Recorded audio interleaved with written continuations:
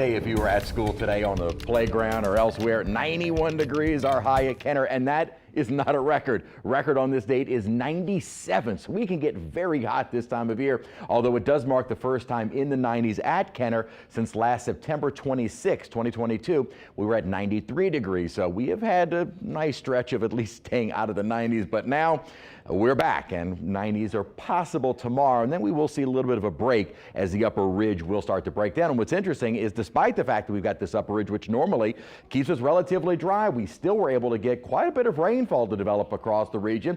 A lot of that is beginning to either wind down or move farther west. A lot of thunderstorm activity now in the lower Atchafalaya Basin down toward Morgan City, and we are starting to dry out. Now, a few pop-up showers are still going to be ongoing over the next couple of hours, but by later this evening, rain ending. 86 is our current temperature, the dew point in the upper 60s, so at least humidity at the moment not awful at 53%. We're getting ready to see awful humidity as we head toward the summer months in the 80s, but also some 70s where we have had the rain-cooled air.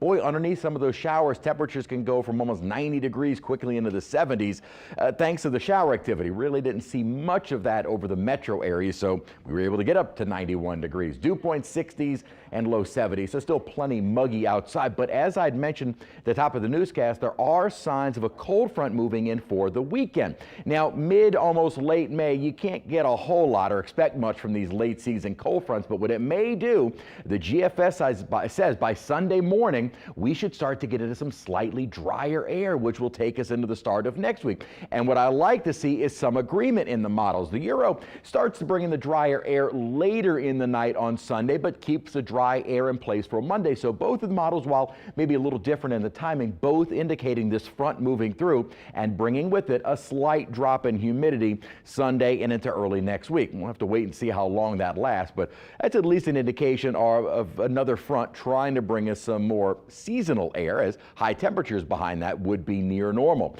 We're also, as we hit May 15th, beginning our tropical outlook. Now, officially for the Atlantic season, hurricane season does not start until June 1st, but starting on the 15th, we will start getting these outlooks. And also new this season, the forecast will be extended to 7 days. Before, they were just 5-day outlooks, a 7-day outlook. No expectations for anything to develop in the next 7 days. Again, what we've been looking at is this big upper ridge. That's where temperatures have been well into the 90s. However, underneath that ridge, which is very apparent on water vapor here, little instability, little moisture was able to kind of sneak in and trigger some scattered showers and thunderstorms. Despite the fact that we had the rainfall, high temperature was still at 91 degrees. The upper ridging will start to weaken by midweek, and this upper troughing will start sending that front through probably by the weekend. Not a very strong front, but it does look like enough of a push in the upper atmosphere to at least lower the humidity a bit as we head toward the weekend. The upper ridging, despite that fact, we've had some thunderstorm activity underneath it. Now, the ridge will still be in place tomorrow.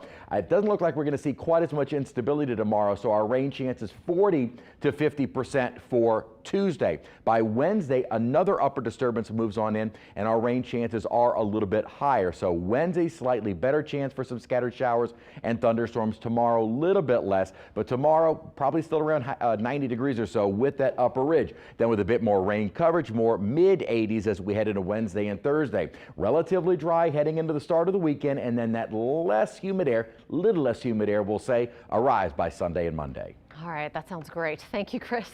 We are 2 weeks